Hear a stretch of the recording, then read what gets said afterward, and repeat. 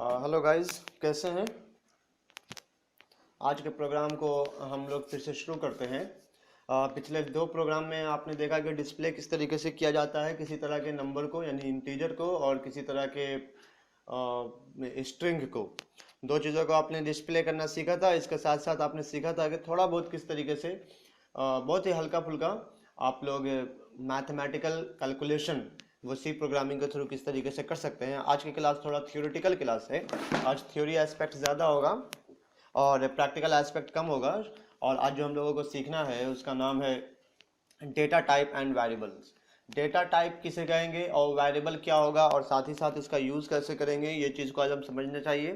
क्योंकि ये एक ऐसा चीज़ है जो ना सिर्फ सी प्रोग्रामिंग के अंदर बल्कि किसी भी प्रोग्रामिंग के अंदर आपको काम देगा। और आपके पास इसका कंसेप्ट होना ज़रूरी है, क्योंकि जैसे हम दूसरे फर्दर प्रोग्रामिंग का वीडियो बनाएंगे, जैसे C++ का बनाएंगे, तो फिर डेटा टाइप और वेरिएबल के बारे में बात नहीं करेंगे।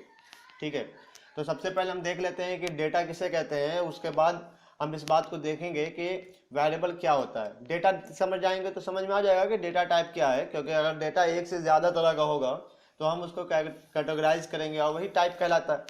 तो data is meant literally information.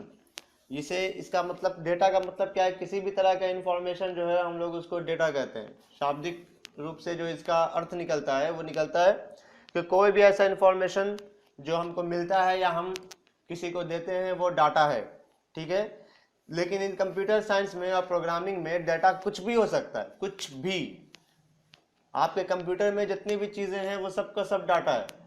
एक पिक्चर डेटा हो सकता है तो वीडियो भी डेटा हो सकता है। आप गाना सुनते हैं वो भी डेटा है, फिल्म देखते हैं वो भी डेटा है, पावर पॉइंट पे आप प्रेजेंटेशन चल रहा है वो भी डेटा है, लिखा हुआ जो टेक्स्ट है वो भी डेटा है। तो हर एक चीज़ जो कंप्यूटर्स के अंदर है जिसका इस्तेमाल आप करते हैं, चाहे आप वीडियो गेम खेल रहे हों, चाहे आप रिकॉर्डिंग कर रहे हों, या आप मेरी आवाज़ सुन रहे हों, ये सब का सब डेटा है। File, folder, symbol, anything is data. ठीक है, तो एक चीज़ तो हो गया कि डेटा क्या है। तो कंप्यूटर के अंदर जितना भी चीज़ दिख रहा है हमको वो सब का सब डेटा है। तो कहा डेटा टाइप क्या है। तो डेटा टाइप, जब हम आपको एग्जाम्पल दे रहे हैं डेटा का, तो बहुत तरह के एग्जाम्पल सामने में आ रहे हैं। उन्हीं सारे एग्जाम्पल्स को हम कैटेगराइज कर ले, थोड़ा अलग अलग कर ले, पार्ट बना ले, टाइप बना ले। और कंप्यूटर साइंस के अंदर, माफ कीजिए, सी प्रोग्रामिंग के अंदर हम जो है दो तरह का डेटा टाइप को देखेंगे। एक होता है फंडामेंटल डेटा टाइप और दूसरा है डिराइव्ड डेटा टाइप। तो हम आज यहाँ डिराइव्ड डेटा टाइप के ऊपर डिस्कस अभी नहीं करेंगे। जब हम बाद में दूसरा वीडियो बनाएंगे, जब हम वहां तक पहुंचेंगे तो फिर हम इसके बारे में डिस्कस करेंगे। तो अभी बस इतना याद रखना है कि दो तरह का डेटा टाइप यूज कर रहे हैं हम किस चीज के अंदर, सी प्रोग्रामिंग के अंदर, फंडामेंटल एंड डिराइव्ड। डिराइव्ड का मतलब जो कहीं से लाया गया हो, और फंडामेंटल का मतलब जो इसका अपना बेसिक है। आज की क्लास में सिर्फ फंडामेंटल डेटा को देखेंगे। तो सबसे पहले समझते हैं कि फंडामेंटल डेटा टाइप क्या है। तो फंडामेंटल डेटा टाइप के अंदर फर्दर तीन तरह का डेटा है। एक का नाम इंटीजर है, दूसरा का नाम फ्लोटिंग है और तीसरा का नाम कैरेक्टर है। ठीक है, एक का नाम इंटीजर है, दूसरा का नाम फ्लोटिंग है और तीसरा का नाम कैरेक्टर है। तो यह फंडामेंटल डेटा टाइप का पार्ट है। सबसे पहले देखें कि इंटीजर टाइप का जो डेटा है वो क्या कहता है। इंटीजर, जैसा हम मैथ में पहले भी पढ़ा है कि कोई भी तरह का जो होल नंबर होता है वो इंटीजर होता है। 0 हो, 1 हो, 2 हो, 3 हो, है ना। चाहे वो पॉजिटिव वैल्यू में हो चाहे वो नेगेटिव वैल्यू में हो, वो सब का सब क्या है, इंटीजर है। तो एग्जांपल में आपका देख लीजिए, 5 है, 10 है, 0 है, 12 है, -89 89 है और -100 भी है। तो ये सब का सब इंटीजर टाइप ऑफ डेटा है। सी प्रोग्रामिंग में पिछले बार जो हम लोगों ने प्रोग्राम किया था, दो तरह का चीज को प्रिंट किया है। एक इंटीजर टाइप का डेटा प्रिंट किया है, दूसरा कैरेक्टर प्रिंट किया है, मतलब अल्फाबेट प्रिंट किया है। ठीक है, तो ये जो पहला डेटा टाइप आपको दिखाया, जो डेटा का टाइप है वो कहा, इसका नाम है इंटीजर। जैसा मैथ में पढ़ते थे सेम वही चीज है। दूसरा जो है वो है फ्लोटिंग डेटा टाइप। और फ्लोटिंग डेटा टाइप जो है वो भी नंबर है, ठीक है, लेकिन ये इंटीजर नहीं है, ये फ्लोटिंग है। फ्लोटिंग का मतलब क्या है कि एक ऐसा नंबर जिसके साथ कोई डिसिमल वैल्यू भी पता चलता हो।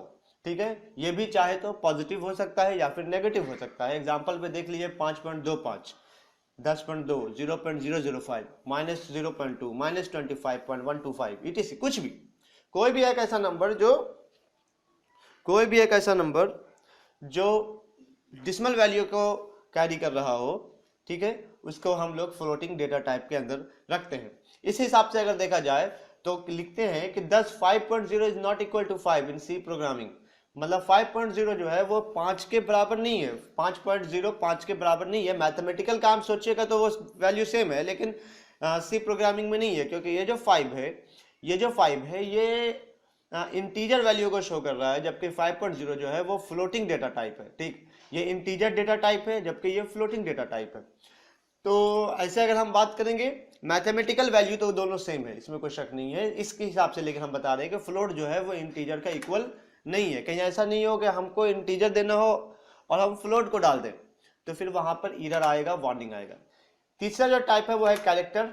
कैरेक्टर का मतलब जितना भी तरह का अल्फाबेट आपके पास है वो सबका सब कैरेक्टर, ठीक है, ए बी सी डी जो भी।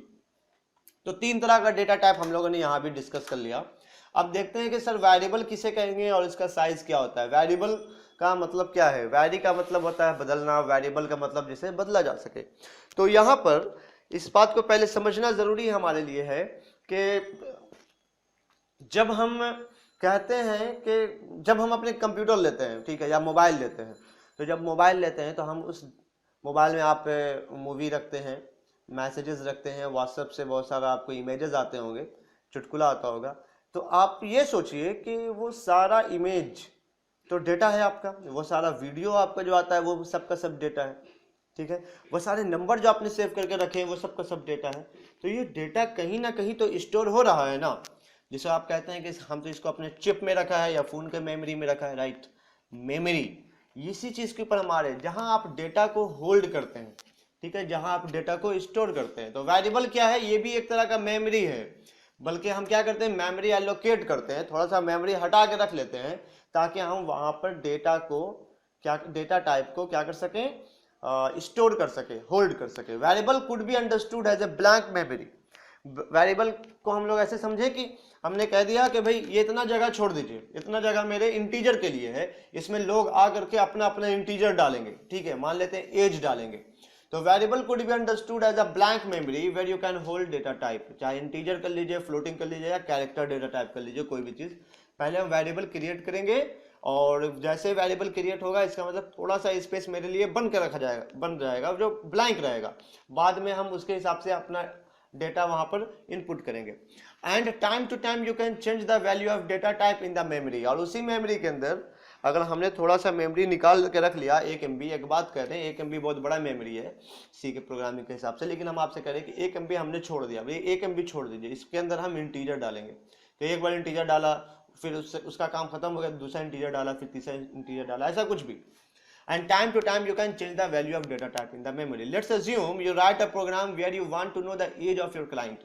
एक मान के चलिए कि आप एक प्रोग्राम लिखा और प्रोग्राम को आपने डिस्ट्रीब्यूट कर दिया, अलग अलग लोगों के पास पहुंचा दिया, या नेट पर अपलोड कर दिया, और कहा कि भाई आप लोग अपना अपना एज डालिए, ठीक है। तो एक आदमी 18 डालेगा, एक आदमी 20 डालेगा, कोई 25 डालेगा, कोई 50, आपको नहीं पता। तो आपने क्या किया, एक जगह खाली छोड़ दिया वेरिएबल के नाम पर, ठीक है, और कहा कि आप इसके अंदर डालिए। अगर आपको पता होता तो डायरेक्ट उस एज को आप प्रोग्राम में लिख देते, लेकिन आपको नहीं पता है, तो आपको क्या करना होगा, खाली जगह छोड़ना होगा, और जो लोग आएंगे वो अपने हिसाब से रखेंगे, ठीक है। तो इनपुट जो करेगा वो अपना एज करेगा client, thus you need to allocate a blank memory space where his input, in this case age, can be stored. In this way you use variable to hold data type, ठीक है। Variable का अपना अपना एक size होता है। अगर हम इंटीजर के बारे में बात करें तो हर इंटीजर का जो वेरिएबल होगा, मान लेते हैं कि हम एक वेरिएबल बनाते हैं और वो इंटीजर के लिए बनाते हैं, तो जैसे ही हम वेरिएबल को इंटीजर के लिए बनाएंगे तो इस बात को समझना होगा कि हर मेमोरी तो स्पेस है ना, 2 GB, 5 GB, 10 GB, 1 MB, 5 MB जो भी है वो तो स्पेस है। तो हर इंटीजर के लिए जो हम डेटा वेरिएबल बनाएंगे तो उस वेरिएबल का क्या साइज होगा, तो क्या 2 बाइट साइज होगा या 4 बाइट साइज होगा।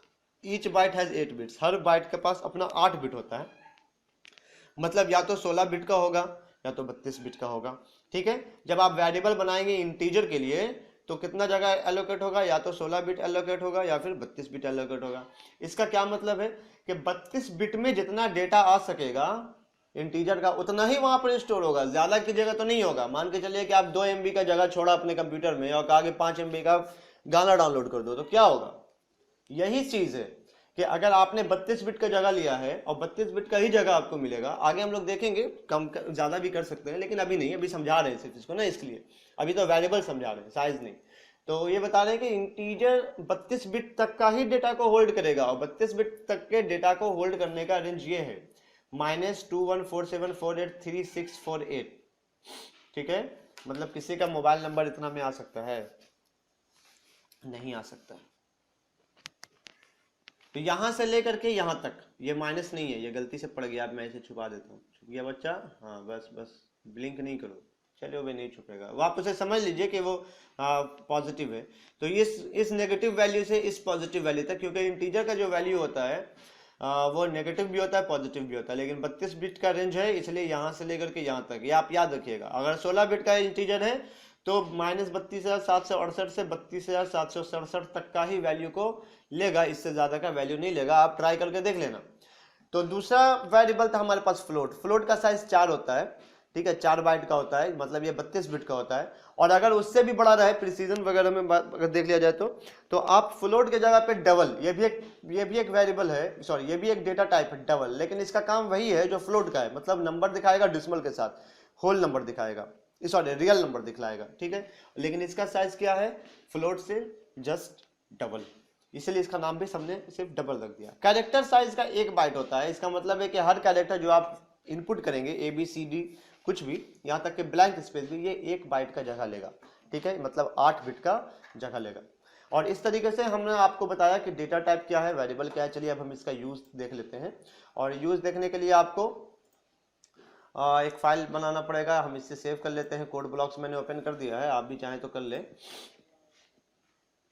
ठीक है। तो सबसे पहले हमें क्या करना होता है? इंक्लूड करना होता है। सबसे पहले हम इंक्लूड कर लेते हैं, और हेडर स्टैंडर्ड आउटपुट का हेडर फाइल दे देते हैं। अब क्या करना है कि हम एक मेन फंक्शन ओपन करते हैं, और यहाँ से कर्ली ब्रैसेस ओपन कर दिया। अब मेरे पास प्रोग्राम लिखने के लिए हो गया है। तो सबसे पहले हमें क्या करना था? हमें वेरिएबल का इस्तेमाल करना है, ठीक है। तो मान के चलते हैं कि हम अभी इंटीजर का वेरिएबल लेना चाहते हैं। तो इंटीजर के वेरिएबल के लिए आपको सिंपली इंट लिखना है। इंटीजर पूरा नहीं लिखेंगे, पहले डेटा टाइप लिखेंगे और उसके बाद आप वेरिएबल का कोई भी नाम, ठीक है।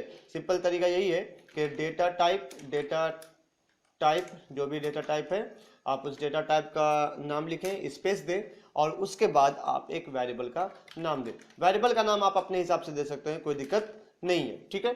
तो सबसे पहले हमने डेटा टाइप लिखा इंटीजर, इंटीजर को INT ही लिखते हैं, इंट लिखा, और एक वेरिएबल का नाम दे दिया, कोई भी आप मान के चलते हैं, हम आई दिया। इसके बाद आप इसको टर्मिनेट कर दीजिए, ये कंप्लीट हो गया। दूसरा था क्या? मेरे पास फ्लोट था, मान के चलते हैं हम फ्लोट को लेना चाहते हैं, तो फ्लोट लिया और इसका नाम f रख दिया, और इसको भी हमने टर्मिनेट कर दिया। तीसरा था मेरे पास कैरेक्टर। कैरेक्टर के लिए हम सिर्फ 4 लिखते हैं, या फिर कैर पढ़ लीजिए आप इसे, कैर, और C के नाम से हमने इसको, ये 3 चीज हमने अभी वेरिएबल क्रिएट किया। एक वेरिएबल I क्रिएट किया, एक वेरिएबल f क्रिएट किया, एक वेरिएबल C क्रिएट किया। कोई दिक्कत है? अब इसको प्रिंट करने की कोशिश करते हैं कि क्या होगा, लेकिन प्रिंट अभी कैसे होगा? प्रिंट तो कुछ ना कुछ वैल्यू होगा ना, खाली जगह है ये, तो I क्या है? खाली जगह है, F क्या है? खाली जगह है। तो इसके अंदर अभी हम खुद से ही इसके अंदर वैल्यू डाल देते हैं। जैसे मान के चलते हैं कि I बराबर 10, टर्मिनेट कर देते हैं फिर से इसको, और F बराबर 10.25 कर देते हैं इसको, और C बराबर मान के चलते हैं कि D लिख देते हैं यहाँ पर, ठीक है, और इसको टर्मिनेट करते हैं। लेकिन यहाँ पर बस एक बात आपको ये ध्यान रखना है कि जैसे ही आप इंटीजर का वैल्यू को डिफाइन कर रहे हैं या फ्लोट के वैल्यू को डिफाइन कर रहे हैं, तो ठीक है, जैसे हम कर रहे हैं वैसे कर दें, लेकिन जैसे ही कैरेक्टर का वैल्यू डिफाइन करेंगे तो यहाँ पर आपको इन्वर्टेड कॉमा में लिखना है। कैरेक्टर जब भी लिखना है वो आपको इन्वर्टेड कॉमा में ही लिखना है, ठीक है। चलिए अब नेक्स्ट हम इसको प्रिंट करने की कोशिश करते हैं। तो प्रिंट करने का हमारे पास जो फंक्शन है, डिस्प्ले करने का फंक्शन क्या है? वो प्रिंटफ है। अच्छा, प्रिंटफ करेंगे तो किस चीज को हम प्रिंट करना चाहते हैं? इंटीजर को प्रिंट करना चाहते हैं, मतलब वैल्यू जो I का है उसको प्रिंट करना चाहते हैं, वैल्यू F को प्रिंट करना चाह रहे हैं, और वैल्यू C को प्रिंट करना चाह रहे हैं, ठीक है। तो अगर आप इन सारे चीजों में से किसी चीज को प्रिंट करना चाहते हैं, तो यहाँ तो C लिख देंगे तो थोड़ी ना प्रिंट हो जाएगा, C लिखेंगे तो सिंपली C प्रिंट हो जाएगा। तो मैंने आपको बताया था कि जब आप इंटीजर प्रिंट करते हैं तो आप %d का इस्तेमाल करते हैं, ठीक है। तो %d यहाँ लिख देते हैं आगे में, this is integer value, this is integer value, और इंटीजर वैल्यू के बाद यहाँ पर जो भी वैल्यू होगा वो यहाँ पर पुट हो जाएगा। ठीक है, तो इसके लिए हम कौन सा इस्तेमाल कर रहे हैं वेरिएबल, आई वेरिएबल इस्तेमाल कर रहे थे। यहाँ पर हमने आई लिख करके इसको टर्मिनेट कर दिया। ठीक है, पहले हम लोग क्या कर रहे थे कि यहाँ पे डायरेक्ट वैल्यू दे दे रहे थे, लेकिन हम अभी क्या करना चाह रहे हैं कि हम चाहते हैं कि जो वेरिएबल डिफाइन किया है उससे मेरा वैल्यू प्रिंट हो अभी, उसके बाद हम लोग आगे देखेंगे। हाँ, तो ये तो हमने क्या किस चीज़ के लिए, इंटीजर के लिए। यहाँ से हम कुछ बैकस्लैश n कर देते हैं ताकि नया लाइन बन जाए। ठीक है, अब देखते हैं प्रिंटफ, और अभी हम किसका करना चाह रहे हैं, फ्लोट का। तो लिख देते हैं ऐसे, दिस इज फ्लोट वैल्यू, ये तो पूरा प्रिंट होगा। और फ्लोट के वैल्यू के लिए %f का इस्तेमाल करेंगे। ठीक है, यहाँ से कॉमा देंगे, और कॉमा देने के बाद फ्लोट का जो यहाँ जो %f लिखा है, तो %f में किसका वैल्यू आएगा, f का वैल्यू आएगा। फ्लोट के लिए हमने f को डिक्लेयर किया था, तो f का वैल्यू आएगा। तो हम यहाँ f लिखते हैं, यहाँ टर्मिनेट करते हैं, यहाँ जिसको दे रहे हैं उसका वैल्यू इसके अंदर आएगा। ठीक है, और अब तीसरा जो है वो प्रिंट एफ करते हैं हम लोग, किसके लिए, कैरेक्टर के लिए।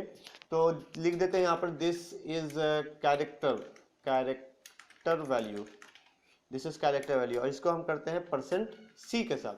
ठीक है, तो यहाँ पर भी /n दे देते हैं, और यहाँ कॉमा लगाते हैं,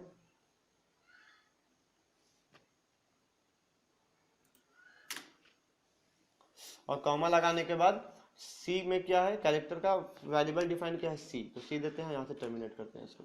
ठीक है, और ऐसा लगता है कि कहीं ना कहीं पर कुछ प्रॉब्लम क्रिएट हो गया है, क्योंकि ये चीज़ काम नहीं कर रहा है। PRINTF प्रिंटफ ठीक है, यहाँ से हमने ब्रैकेट ओपन किया, यहाँ पर हमने ब्रैकेट बंद किया है, लेकिन कुछ प्रॉब्लम दिख रहा है हमको अभी। चलो कोई बात नहीं, इसको फिर से प्रिंटफ और लिखते हैं दिस इज कैरेक्टर वैल्यू और %c। अब सही है, और यहाँ से c था, या यहाँ से हम इसे टर्मिनेट कर, लास्ट में रिटर्न 0 कर देते हैं जैसे हम जानते हैं, और नीचे तो मेरा कर्ली ब्रैसेस पहले से ही मौजूद है। ठीक है, अब चलिए हम इसको प्रिंट करते हैं और देखते हैं कि क्या वैल्यू हमारे सामने आता है। यहाँ पर टर्मिनेशन का निशान छूटा है, इसीलिए एक एरर आ रहा था, तो यहाँ पर टर्मिनेशन का निशान छूटा है। यहाँ पर भी एक हमें काम करते हैं, यहाँ पर हम \n दे देते हैं। ठीक है, यहाँ पर भी हम \n दे देते हैं। ठीक है, चलिए फिर से इसको बिल्ड करते हैं, रन करते हैं, और जी हाँ, यहाँ पर हो गया दिस वैल्यू इज 10 का आई का जो वैल्यू था, दिस वैल्यू इज 10.250000, फ्लोट का जो वैल्यू है, और this is character D. Change करके देखते हैं क्या कुछ आ सकता है, इसको मान के चलते हैं, लिख देते हैं एल, लेकिन याद रखिएगा कैरेक्टर से सिर्फ एक ही कैरेक्टर चेंज होगा, इसके अलावा ज़्यादा नहीं। और यहाँ पे हम दे देते हैं 169।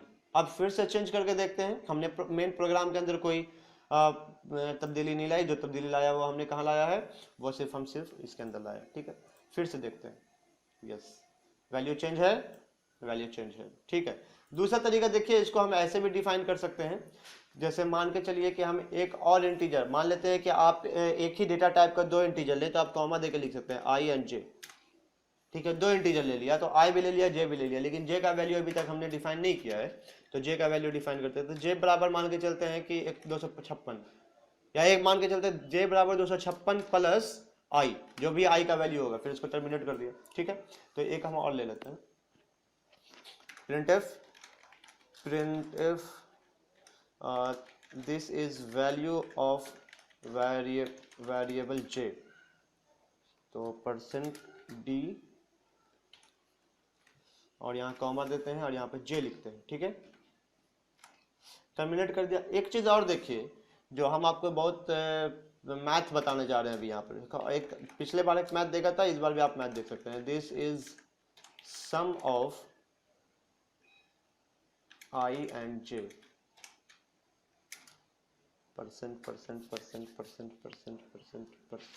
%d। और देखिए अब क्या करते हैं हम, आई प्लस जे, यहाँ से हम इसको कर दिया। ठीक है, this is sum of i plus j. ठीक है, और यहाँ से अब हम इसको थोड़ा सा लाइन दे देते हैं, तो आप चाहे तो यहाँ पर उसको कर दीजिए 256 प्लस आई बराबर जे, जो भी जे का वैल्यू होगा, ठीक है। अब देखिए हम इसको बिल्ड करते हैं। तो पहला कहता है कि दिस इज इंटीजर वैल्यू 169 आई का, this is variable J for 25 आ गया 256 प्लस आई, ठीक है, इन दोनों को ऐड करके। और फ्लोट का जो फ्लोट है this is character of L, ठीक है, अपनी जगह पर। और दो लाइन जो मैंने बनाए वो नहीं चला, क्या बात है भाई। This is character L, press any key to continue and this is boom.